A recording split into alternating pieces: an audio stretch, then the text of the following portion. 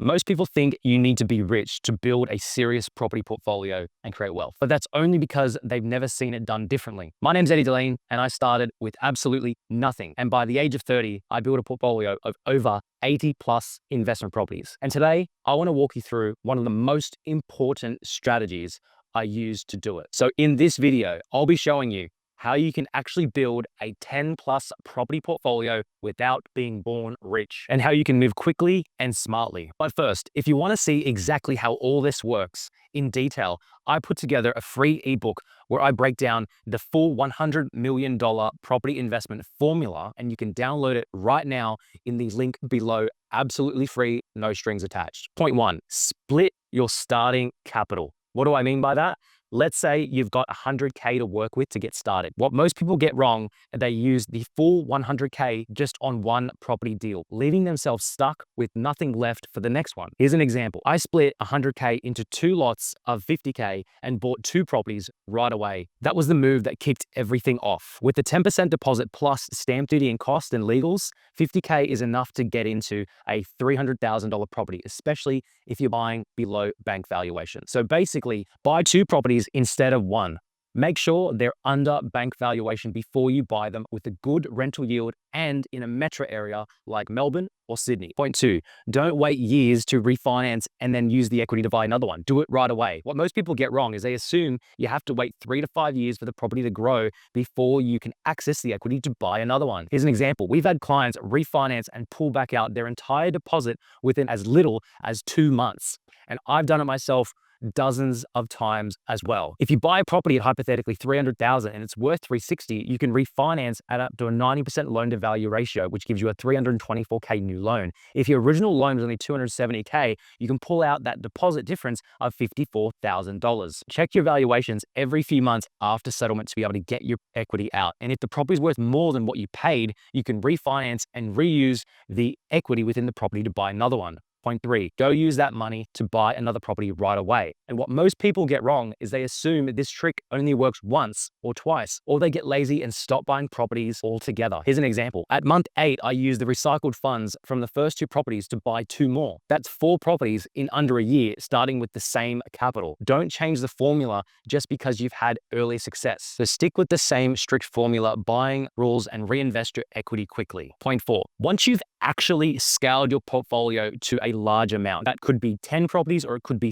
30 properties, and you've got $3 to $5 million of accessible equity, I would then look to buy properties with multiple income streams, such as dual occupancy style properties or actual unit blocks or complexes of townhouses or villas. So multi-dwelling family type properties. Now again, only should do this after you've built a substantial portfolio already. This allows you to scale even faster. Point 5, keep reusing the equity to buy more properties. Again, what most people get wrong is they think you can only tap into the equity from a property one time. I've been able to take equity out of my properties more than once, especially when the value consistently keeps going up and is bought well from the start. As long as your loan to value ratio allows, you can keep refinancing these properties as they increase in value, even if it's just catching up to the market value itself. Check in on your properties regularly and look at the value of what they will be valued at. If you've got equity sitting there, I would not let it go unused. Point 6, rotate lenders when needed. What most people get wrong is they hit a wall with one lender in terms of borrowing capacity, and they just simply think that they can't borrow anymore and that they're done. I've taken the same property to 4 different banks over different times, and it's been able to allow me to release equity and scale my portfolio even faster. This can be a make or break difference. Valuers work off slightly different data.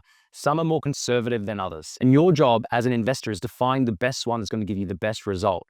If you work with a mortgage broker who understands how to scale a portfolio and has done it themselves, you can plan your lending path early so you're not blocked halfway through building your portfolio.